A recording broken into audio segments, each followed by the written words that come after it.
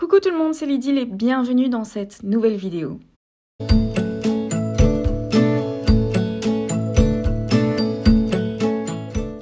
Aujourd'hui dans cette vidéo, j'avais envie un petit peu de me replonger dans mes mini-albums et de estimer plus ou moins quels seraient mes 5 albums préférés que j'ai réalisés.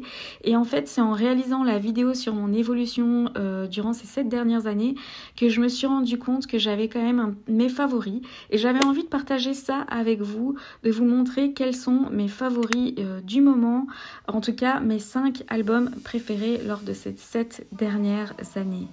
Et donc voilà, j'en ai choisi 5. Il n'y a pas de top 5, donc ça veut dire qu'il n'y en a pas un que je préfère plus que l'autre dans ces 5 là. C'est vraiment mes 5 préférés. Et j'ai remarqué que c'était vraiment 5 albums totalement différents. Mais avant de commencer, j'avais envie de vous dire que j'ai décidé de sortir les papiers physiques de cet album là. Vous vous rappelez de cet album Automne que j'ai réalisé le tuto sur ma chaîne YouTube. Vous pouvez le retrouver encore. Et si jamais ça vous dit de réaliser cet album mais que vous n'avez pas d'imprimante chez vous pour acheter la collection digitale, eh bien je fais les papiers physiques. Vous pouvez acheter les papiers physiques, ceux avec le format pour pouvoir réaliser exactement le même album que le mien, ou ceux avec le format A4 avec les motifs sur un A4 pour faire un autre album mais avec ces mêmes papiers là. Donc n'hésitez pas à retrouver ces papiers sur ma boutique Etsy, je vous mets le lien dans la description de la vidéo. Et alors on commence avec le premier album qui est dans mes 5 favoris.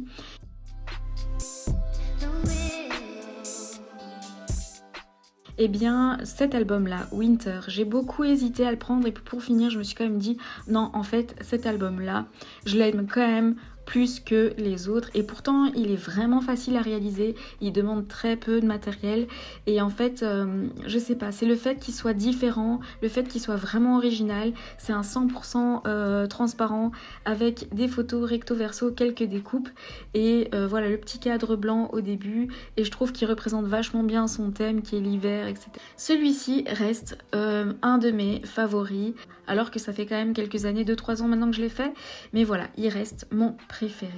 Le deuxième album que j'aime vraiment par-dessus tous les autres, eh bien c'est cet album de l'Espagne. Alors cet album de l'Espagne, en fait, je me rappelle vraiment que j'avais pris du temps à faire la structure de cet album-là, qui prend beaucoup de temps, tout en utilisant une seule collection de papier, qui était une collection espagnole avec des petits die-cut espagnols qui allaient super bien avec le thème de vacances en Espagne. Et voilà, c'est vraiment un petit format, mais avec plein d'ouvertures partout, plein de formats différents, d'une structure différente. Ça s'ouvre de droite à gauche, d'en haut, en bas. Donc voilà, c'est un album que j'affectionne vraiment beaucoup et avec une fermeture originale. Évidemment, le tuto est également sur ma chaîne YouTube.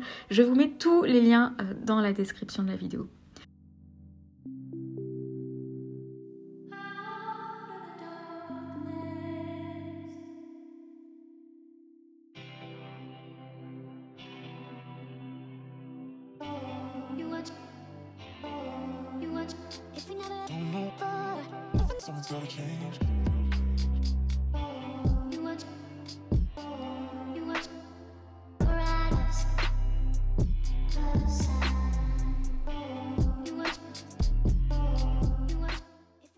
Un autre album dont je suis vraiment très fière, c'est l'album Halloween à la Nouvelle-Orléans.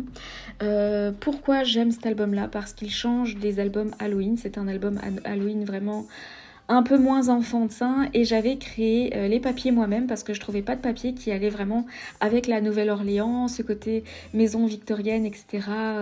Un petit peu plus dark, j'ai envie de dire. Et la structure est assez simple avec la cinch. Je l'ai réalisé évidemment en tuto aussi. Et en fait, je me lasse pas de regarder cet album, je me lasse pas de voir les petits détails que j'ai rajoutés par-ci par-là. Les papiers digitaux sont sur ma boutique Etsy et bientôt les papiers version physique vont être bientôt sur ma boutique Etsy. Mais voilà, celui-ci, je l'aime trop, je trouve qu'il représente tellement bien le lieu où j'ai été, qui est la Nouvelle-Orléans, qui est une ville vraiment un peu plus dark, avec son architecture un peu plus différente. C'est un gros album où j'avais pu mettre quand même de grandes photos comme de petites photos, et j'avais pu faire de temps en temps des petites cascades, mettre des photos dans des pochettes, et voilà, montrer un petit peu les détails de notre journée Halloween à la Nouvelle-Orléans. Et voilà, j'avais montré comment faire la couverture, tout ça est en tuto évidemment.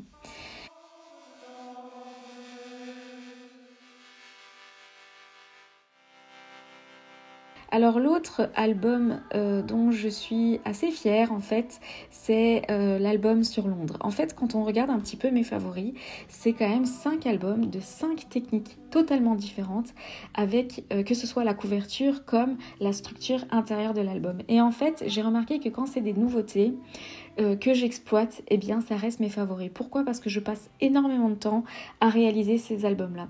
Et là, c'était vraiment la première fois que je faisais un album à pochette. Je l'ai fait en tuto aussi, donc je vous ai montré vraiment tout en détail. Et en fait, j'ai pris énormément de temps à réfléchir à ce que j'allais mettre, quelles sont les photos que j'allais mettre dans quelle pochette, dans quel ordre, et comment faire pour pas que ce soit trop chargé, moins chargé. Et donc en fait, comme j'ai pris énormément de temps à le réaliser, eh bien le résultat final me plaît vraiment beaucoup plus que si c'est une structure que j'ai fait, refait et re-refait.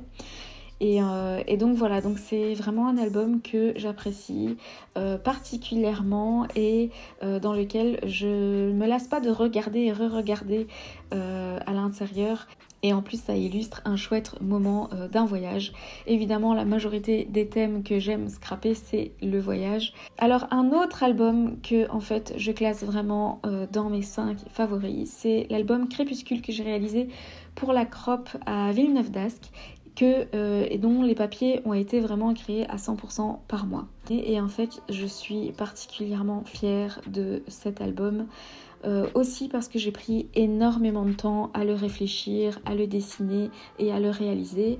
C'est un album qui illustre un voyage en Arizona, donc c'est un thème quand même assez particulier, aux couleurs rouge, ocre, orangé, et en fait je le trouve particulièrement beau. Je suis particulièrement fière de cet album, et pour l'instant les papiers ne sont pas disponibles. J'avais vendu quelques kits qui me restaient en plus, mais je me dis que pourquoi pas refaire cette collection papier physique très prochainement. Donc restez vraiment connectés, soyez au courant de ce qui va se passer prochainement sur ma boutique Etsy, parce qu'il est fort probable que je lance les papiers physiques, sans que ce soit le kit en entier, parce qu'il ne me reste pas de découpe bois, etc. Mais voilà, il y a moyen d'avoir les papiers physiques prochainement.